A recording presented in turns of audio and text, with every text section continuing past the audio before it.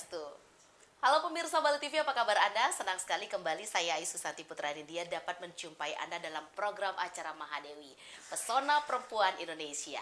Dan seperti biasa pemirsa Bali TV, di Mahadewi ini selalu menghadirkan perempuan-perempuan Indonesia, khususnya di Bali sendiri, yang bisa menginspirasi, memotivasi para perempuan Indonesia di luar sana. Nah, untuk itu pemirsa Bali TV, hari ini kembali kami bersama seorang perempuan Indonesia yang bisa menginspirasi. Beliau dari Universitas atau dari Undiknas. Beliau hadir dari dunia pendidikan dan langsung kita sapa beliau. Inilah beliau, Ibu Gungtini Gorda. Om Swastiastu, Ibu. Om Swastiastu. Aduh, senang sekali Ibu. Akhirnya kita dapat menyapa pemirsa Bali TV di Mahadewi bersama seorang Ibu Gungtini Gorda. Sudah Ibu, lama ya? Iya, Bu. Tujuh Sudah purnama lama ya? Bisa. Sudah lama sekali dan kami ingin mendengarkan seperti apa sebenarnya kiprah Ibu di dunia pendidikan sendiri. Ibu, kalau di Undiknas sendiri, Ibu di bagian apa atau di posisi mana Ibu boleh kami informasikan? Jadi sebelum menjawab itu ya, jadi sebenarnya kalau tidak orang tua saya meninggal, khususnya Prof. Gorda, mungkin Mahadewi nggak milih saya. Oke. Karena saya akan harus hidup di domestik kan. Jadi 2007 tepatnya saya sudah harus mengawali untuk berkegiatan di dunia publik, karena memang saya didevelop oleh orang tua ya harus hidup di dunia domestik. Jadi 5 bersaudara, kakak saya meninggal di tahun 70, sehingga akhirnya saya menjadi anak tertua dari 3 adik-adik saya. Jadi artinya kesiapan orang tua dalam mendevelop saya itu ya secara domestik, bahwa anak tertua harus bertanggung jawab terhadap adik-adiknya. Begitu pula akhirnya ketika meninggal, jadi bawah sadar muncul nih. Nah, berarti sering dikasih tanggung jawab ketika harus ke dunia publik, ikut mempertahankan atau melanjutkan apa yang menjadi cita-cita orang tua, ya ngalir begitu saja. Oh, seperti ini yang harus aku lakukan agar Undiknas yang sudah diberikan oleh orang tua itu bisa saya perpanjang dari sisi ikut mencerdaskan kehidupan bangsa yang sustainable. Sehingga jadi harus pintar-pintar kita untuk bisa berkolaborasi dengan sumber daya manusia yang lebih cerdas dari saya. Baik. Gitu. Oke, ternyata ini sudah dipersiapkan ya Bu ya.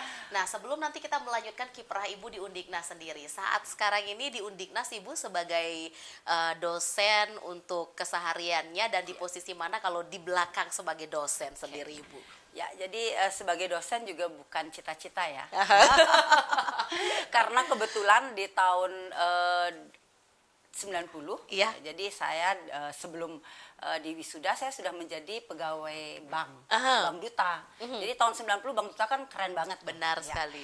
Jadi dengan salary yang luar biasa, jadi belum menikah, hidup bersama orang tua, sepertinya gaji untuk diri sendiri udah lebih dari cukup. Nah, tetapi sayangnya orang tua menginginkan bahwa pikiran yang sustainable itu ya jadi pegawai negeri, itu kan. Jadi pengganti pensiun ayah saat itu menjadi dosen ya dilimpahkan kepada saya di tahun 90, sehingga saya harus menjadi dosen. Jadi harus menjadi dosen kan ada keterpaksaan. Nah, sama hal dengan ketika saya harus memimpin di 2007. Jadi ketika keterpaksaan tetapi melihat keseharian orang tua menjadi dosen dan sebagainya, ya begitu saja lahir konsep mendidik bagi mendidik bagi sumber daya manusia ya. Jadi dalam hal ini dosen. Nah, berlanjut dari itu, jadi saya sudah pernah menjabat ketua yayasan. Jadi karena ada komitmen dari orang tua, jadi pendiri utama dari Undiknas itu sendiri kan 2 keluarga. Jadi keluarga Pak Sambrek dengan keluarga Pak Gorde. Ketika keluarga Pak Sambrek menjadi ketua yayasan anaknya, jadi 2 periode ya. Jadi keluarga Pak Gorde menjadi rektor gitu kan. Jadi seperti itu sampai detik hari ini. Nah, ketika sekarang putra Pak Sambrek menjadi rektor, adik saya menjadi ketua yayasan. Nah, jadi perempuan yang ada nih, ada 2 adik, adik saya paling kecil perempuan, saya juga perempuan, ya harus support di operasional ya. Saya di Wakil Rektor 3, adik saya di Wakil Rektor 2. Wow, pencapaian sangat luar biasa ya, perempuan-perempuan Indonesia di luar sana. Pemirsa Bali TV, nanti kita akan lanjutkan bagaimana perbincangan menarik kita bersama seorang Ibu Gungtini Gorda sesaat lagi. Tetap di Mahadewi, Pesona Perempuan Indonesia. Ya, pemirsa Bali TV masih di Mahadewi Pesona Perempuan Indonesia. Nah, untuk Ibu Gongtini Gorda menjadikan Undiknas seperti saat sekarang ini. Undiknas serasa tidak pernah sepi oleh mahasiswa, bahkan Undiknas menjadi salah satu kampus pilihan untuk di area Bali sendiri yang diminati oleh siswa-siswa yang akan menuju menjadi mahasiswa. Bagaimana seorang Ibu Gongtini Gorda tetap mempertahankan Undiknas menjadi pilihan bagi siswa-siswa di luar sana, di tengah banyaknya pilihan saat sekarang ini, Ibu? Ya, generasi kedua bukan lagi Undiknas jadi pilihan, tetapi menjadi tujuan. Wow, itu dia pemirsa. Jadi kalau pilih kan masih dipilih-pilih nih. Masih ada yang lain, ada yang lain, ada yang lebih baik. Tapi ini menjadi tujuan. Ketika orang ingin cerdas secara intelektual, spiritual, emosional dan sosial, itu pasti memilih Undiknas. Jadi tujuannya adalah ke Undiknas untuk memperkaya dari wawasan seseorang ingin menjadi suatu sumber daya manusia yang lengkap dari sisi soft skill maupun hard skill. Okay. Ya. Jadi mengapa terlihat atau memang kita rasakan bahwa Undiknas ini masih bisa hidup seperti orang tua saya masih ada ya dengan pendiri utama yang lain, karena memang orang tua kami, jadi dua keluarga ini mengajarkan bahwa membentuk teamwork, jadi membangun jejaring, jadi itu yang memperkaya atau memperpanjang usia dari Undiknas itu sendiri. Wow, dan apa yang membedakan Undiknas dengan tempat lainnya, Ibu? Pasti setiap orang ada keunikan ya, lembaga apapun pasti ada keunikan. Jadi semua unik karena semua mendapatkan mahasiswa kan. Iya. Jadi semua ada PTS 64, belum ada mati nih. Jadi artinya semua orang pasti, semua lembaga ada keunikan. Nah, keunikan dari Undiknas itu sendiri adalah satu, kesannya memang mahal. Karena Pak Gorda menciptakan Undiknas memang kesannya harus mahal. Pendidikan nggak ada yang gratis, nggak ada yang murah. Makanya kalau melihat Undiknas selalu kan kayaknya orang do have baru bisa. Iya, ya memang begitu ya, Bu. Iya, branding dari Pak Gorda zaman dulu udah memang nge-branding Undiknas itu mahal. Sehingga yang datang ke sini pun pilihan. Nah, ketika sudah pilihan kan apa yang menjadi kita memproses itu, jadi sudah ada standarisasi yang jelas sehingga itu yang membedakan dengan yang lain. Wow, menjadi pilihan, bukan lagi menjadi pilihan pemirsa, menjadi tujuan ya. Ibu, suka duka selama Ibu duduk di kursi ini, Ibu, dari awal dilimpahkan oleh orang tua tercinta sampai saat sekarang ini, Ibu. Sukanya mungkin lebih banyak suka ya, karena apa? Yang terbiasa diberikan tanggung jawab, ternyata saya bisa. Karena apa? 17 tahun di 2024 ini Pak Gorda meninggalkan saya masih sehat, Undiknas semakin banyak prodinya, bahkan tadi dilihat sana sudah mau membangun klinik. Benar gitu. sekali. Jadi itu adalah proses kami akan membangun Fakultas Kedokteran yang menjadi brand dari semua perguruan tinggi kan. Benar. Jadi orang Jadi tua incaran, masih sangat bangga kalau anaknya menjadi seorang dokter. Jadi agak sulit menjadi seorang wirausaha, tetapi kami tidak boleh juga meninggalkan apa yang menjadi harapan dari masyarakat, karena kita kan butuh semangat dari masyarakat untuk bisa menjadi pilihan sebagai tujuan hidupnya di Undiknas. Jadi sukanya saya juga selain bisa memperpanjang atau bagaimana bisa mempertahankan apa yang menjadi harapan dari orang tua ya, saya semakin memperkaya diri saya sebagai seorang ibu, seorang perempuan, seorang istri. Karena memanage keluarga jauh lebih berat. Tetapi ketika berbagai macam karakter yang saya lihat ada di perguruan tinggi ini, semakin mudah saya melidingkan keluarga saya. Sehingga saya ketika saya sudah mempunyai cucu, saya flashback ke belakang, ibu saya meninggal ketika anak saya pertama lahir. Jadi ibu saya pun belum dapat bonus bagaimana dikatakan atau dipanggil Tuniang ya sama cucunya. Tapi Aslungkara saya usia 58 tahun, 2 cucu sudah mendengar kata panggilan Gongni itu kesukaan. Wah, Gitu. seperti itu ya, Bu ya. Jadi kembali saya bisa melihat atau menjadi role model bagi cucu saya. Nah, kalau anak saya sudah mengikuti ya, udah S2 dan sebagainya. Nah, cucu saya kan nggak tahu nih di kemudian hari. Tapi kalau tiap hari saya terlibat kegiatan rutinitas di kampus ya, saya yakin dia akan seperti saya adalah membangun proses kehidupannya di dunia kampus dari learning by doing. Iya, itu dia. Ini tujuannya keren sekali loh pemirsa Bali TV. Suka dan suka. Dukanya ada nggak kira-kira Bu? Karena semua perjalanan kan ada titik up and kalau down dibilang, ya. Kalau nggak bilang duka kayaknya sombong banget ya. Jadi dukanya itu mungkin membawa bonus yang lebih positif ya.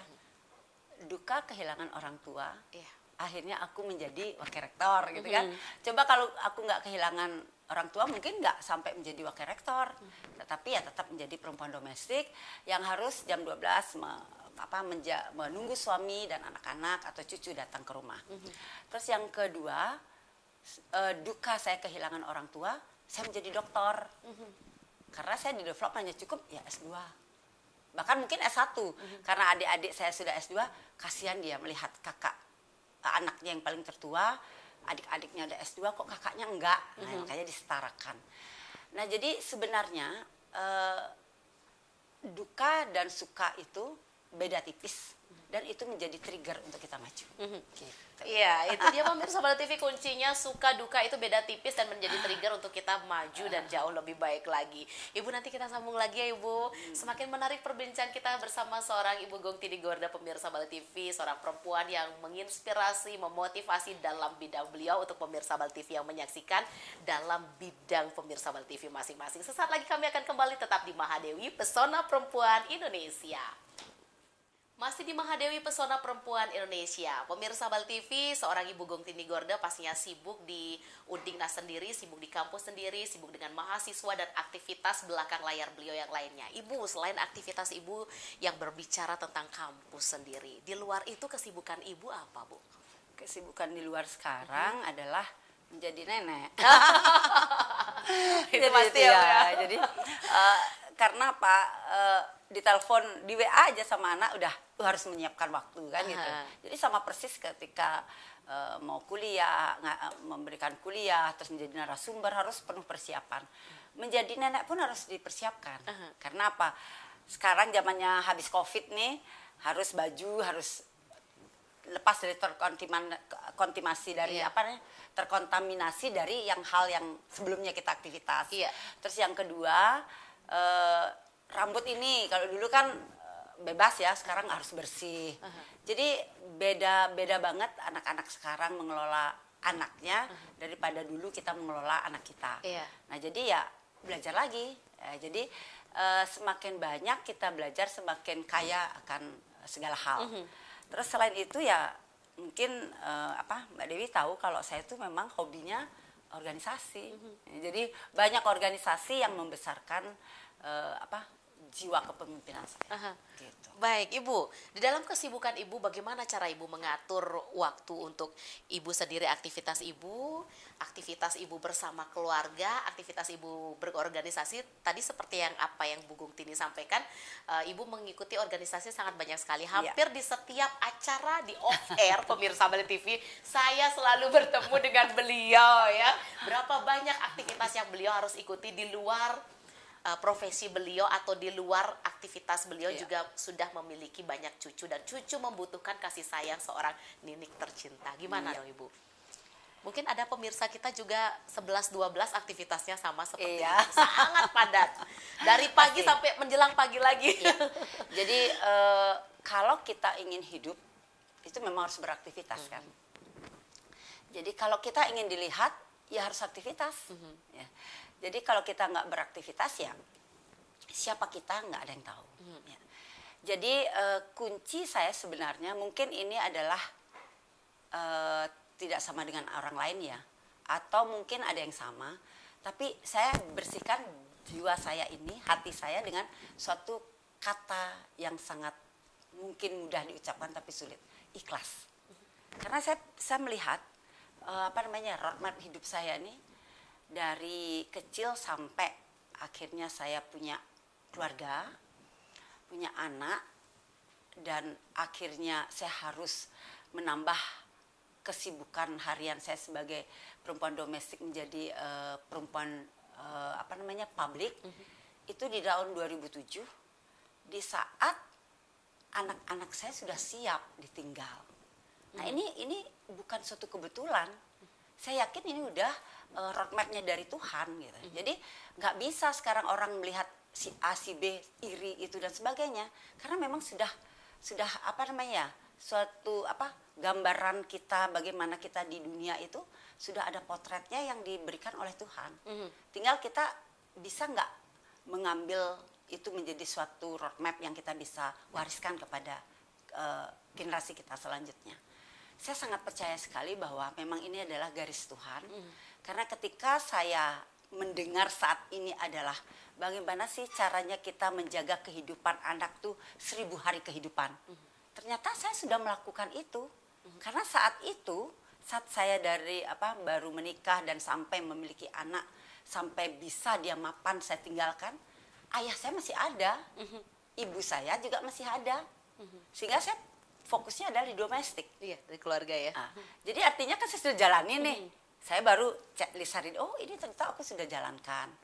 Dan itu terus sudah anak mengerti, saya sudah jelaskan, orang tua saya meninggal, saya harus ambil peran lebih. Anak saya welcome.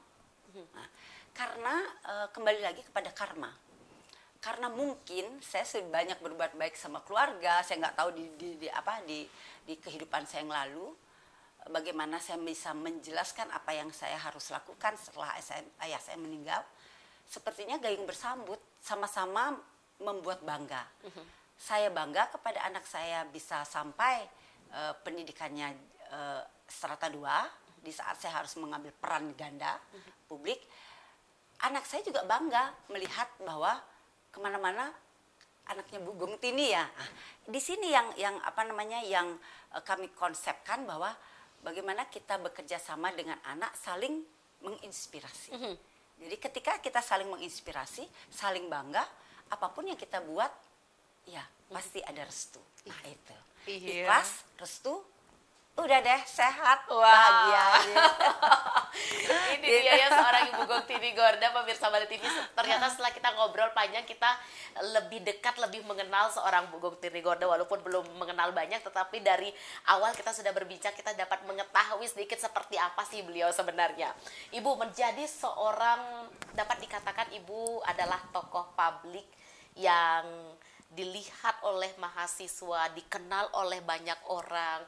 Ketika sudah mengetahui nama Ibu Gung Tini Gorda, orang itu sudah tidak asing lagi, apalagi disambungkan dengan brand yang namanya Undiknas. Menjadi seorang Ibu Gung Tini Gorda, pernah nggak Ibu merasa, aduh berat sekali karena saya diperhatikan oleh banyak orang. Setiap hari harus berpenampilan sempurna, setiap hari harus good looking, mempunyai motivasi untuk semua karyawan atau pegawai karena saya adalah seorang leader. Bagaimana Bu? Ya, itu pertanyaan-pertanyaan itu yang seolah menjadi beban di 2007. Oke. Itu 2007. Ini 2024 pemirsa. 2007 justru bukan ke audiens di luar dari internal saya, tetapi bagaimana saya bisa memposisikan bahwa saya setara dengan Gorda. Oh baik. Jadi bukan publik saya persiapkan diri saya sebaik mungkin. Itu tolak ukurnya bukan di luar ya Bu ya ternyata. Tetapi internal. Jadi bagaimana sosok Gorda? Ya saya harus pelajarin kan. Dan karena kembali saya katakan bahwa learning by doing adalah saya sudah melihat bagaimana keseharian Pak Gorda itu sebagai pemimpin gitu. Jadi dekat dengan bawahannya, orangnya harus cerdas gitu kan. Terus yang kedua bahwa apa yang kita tampilkan dalam diri kita itu bukan untuk semata-mata publik, tetapi bagaimana ketika kita kembali, anak suami happy melihat kita, bukan malah cemberut, nggak mau tahu dan nggak mau nanya dan nggak merasa bangga bahwa memiliki istri atau memiliki ibu seperti Gung Tini Gorda. Nah, kedua, beratnya adalah ada Gorda nih nama.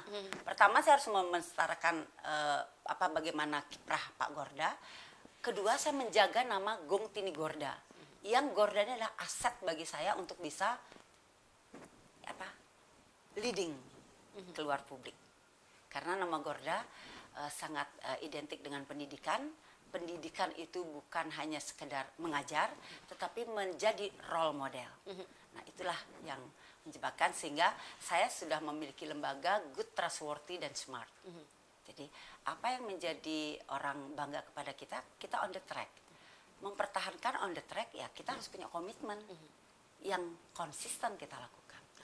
Nah, untuk agar tetap on the track, punya komitmen dan konsisten, kita harus gulung atau ikat dengan kita harus smart.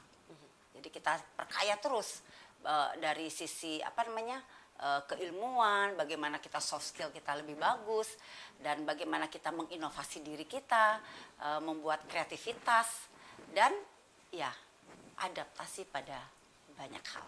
Iya.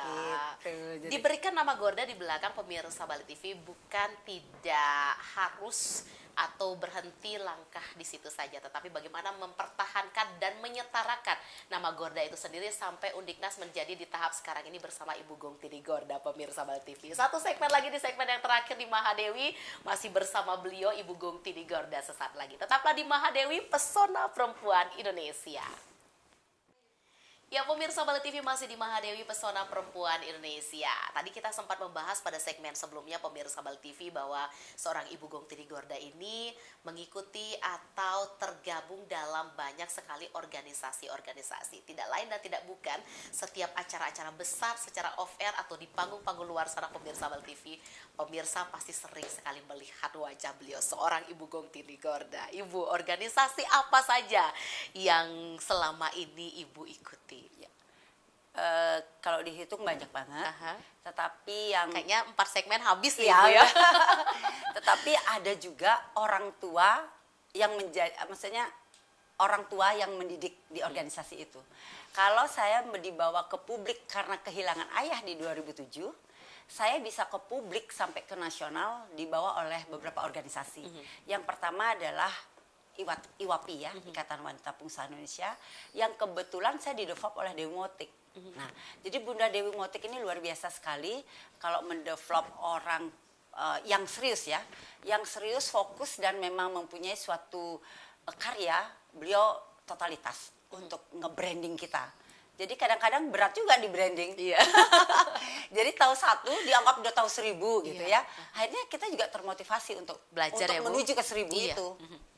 Yang kedua, yang terakhir, yang kedua dulu BKOW. Jadi Badan Kerja Sama Organisasi Wanita itu pun di tahun 2009 diculik nih, diculik dipaksa oleh Ibu Masni almarhum. Itu juga ibu saya di organisasi. Jadi luar biasa juga membranding saya bahwa ada 25 organisasi yang saya harus organize. Ada organisasi komandonya, ada organisasi sosial, ada organisasi profesi, dan organisasi keumatan. Jadi dari belajar di BKOW sebagai laboratorium hidup saya, berbagai karakter dari sebuah organisasi, saya benar-benar bahwa bisa agak sedikit bahwa kalau ngomongin organisasi, yuk kita diskusi dengan Gongtini Gorda. Karena memang saya skillnya di situ, jadi ahlinya di sana. Karena dari organisasi komando akan berbeda dengan organisasi sosial, keumatan, dan organisasi profesional. Dan terakhir ketika saya sudah berakhir di BKOW 2 periode, di IWAPI juga 2 periode, terakhir saya juga diculik lagi oleh Ibu Yani Motik menjadi Ketua Himpunan Pengusaha Pribumi. Dan ini betul-betul yang menjadi capaian yang luar biasa di organisasi sosial, yang awalnya organisasi sosial itu nggak dapetin duit kan, tapi saya mencoba di HIPI ini mengajak teman-teman bahwa melalui organisasi HIPI kita akan bisa mencari cuan. Karena saya memakai visi atau membuat visi di HIPI ini adalah menjadikan Bali sebagai ekonomi hijau, dan saya sudah mempunyai beberapa denplot bahwa ingin hidup bersama petani dan mensejahterakan petani dengan menanam padi memakai pupuk organik. Dan kami sudah punya produknya adalah beras sehat pribumi. Iya, itu dia pemirsa. Di Jadi luar itu organisasi yang lainnya juga ya, Bu ya. Iya, banyak jadi sekali. organisasi sosial ini karya yang memang terwujud. Gitu. Kalau yang lain mungkin kepemimpinan agak sulit ya dilihat orang. Tapi kalau produk kita lihat, oh ini sejak kepemimpinan Bu Gongtini ini ada produk. Nah, jadi capaian semua ini dari tahun 2007 sampai saya S3 dan sebagainya. Kebetulan S3 saya adalah tentang perlindungan anak. Ya, lebih spesifik lagi adalah terkait tentang korban pedofilia. Ya, jadi kita semua sama tahu kan kalau pedofilia itu kadang-kadang orang tuanya tidak merasa bahwa anak itu menjadi korban. Tetapi karena pelakunya dianggap sebuah sinterklas, malaikat yang melindungi, saya berpikir, bagaimana sih menyelamatkan perempuan-perempuan yang menjadi seorang ibu nggak menjual anaknya hanya sebatas 100.000 dengan hanya seseorang memberikan sepeda, dia berikan anaknya begitu saja. Jadi saya sudah melahirkan Koperasi Perempuan Ramah Keluarga untuk bagaimana perempuan itu bisa berdaya. Terakhir, saya pikir kalau memberdayakan secara koperasi, semua orang nggak bisa paham dan tidak bisa secara masif untuk apa sih itu koperasi gitu ya. Koperasi ya pinjam, ya mau pinjam mau simpan nggak ada, minjem aja kan. Yeah. Nah akhirnya perlu lagi nih cara mencerdaskan perempuan ini harus lebih fundamental. Akhirnya besok ini tanggal 2 Oktober saya mengundang Ibu Menteri untuk bisa meresmikan kelas perempuan program S1 Manajemen dan D3 Akuntansi di Sekolah Tinggi Ilmu Ekonomi Satya Dharma. Ini adalah ingin saya memberikan suatu apresiasi buat Ibu Menteri yang kebetulan dari Bali ya, Ibu Menteri Bintang Puspayoga, bahwa kelas perempuan ini adalah sebuah legacy yang saya ingin persembahkan kepada Ibu Menteri agar benar-benar cara memberdayakan perempuan Indonesia adalah cerdaskan dulu secara formal, baru kita inovasi untuk memberdayakan secara ekonomi. Ketika sudah secara cerdas kita kuatkan perempuan itu dalam memberdayakan dirinya secara ekonomi, ada jalur-jalur positif atau norma-norma yang bisa dia lalui dengan baik sehingga perempuan cerdas tidak akan terpleset oleh hal-hal negatif. Karena kita bisa lihat banyak sekali teman-teman kita yang harus hidup di dalam lapas ya, lapas perempuan.